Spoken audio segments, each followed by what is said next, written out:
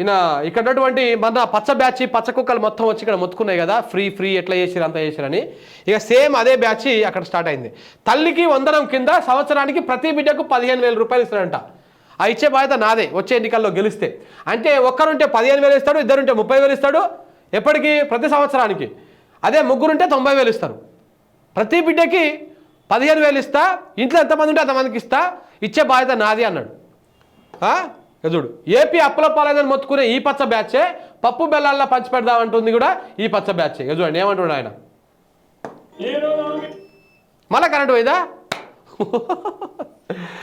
జై కాంగ్రెస్ అనమాట ఈ లెక్కన మనం. సో కాబట్టి తెలంగాణ ప్రజలు చూస్తుర్రా, కరెంట్ మళ్ళీ పోయింది. కరెంట్ పోయిందా లేకపోతే ఏమైనా ఇదైందా? ఈ అమ్మ రోజు పోతుంటే మనమే ఏదో బంద్ చేస్తాం అనుకోగల జనం. చూపి కెమెరా అక్కడ తీసి చూపి, అక్కడ తిప్పి చూపు, అక్కడ తిప్పాడు వాళ్ళ లైట్ కనపడుతుందా లేదా అనేది. ఇల్ల ఈ స్విచ్లా పోయింది. జై తెలంగాణ. సో కాబట్టి కరెంట్ పోతూనే ఉంటుంది అనమాట. ఇట్లా ఇక స్టార్ట్ కాకముందుకే పోతుంది. రైతు బంధు ఇంకా రాలే, గుంపు మేస్త్రి జిందాబాద్ అంట. ఇంకా నేను అన్నాను ఆ మాట కానీ కామెంట్లు అంటున్నారు. రైతు బంధు రాలే, రైతు బంధు వస్తాను ఆశ కూడా లేదు. కాబట్టి మిత్రులారా, రైతు బంధు పట్ల వచ్చినట్టయితే కనపడతలేదు. సో 100% కనపడతలేదు.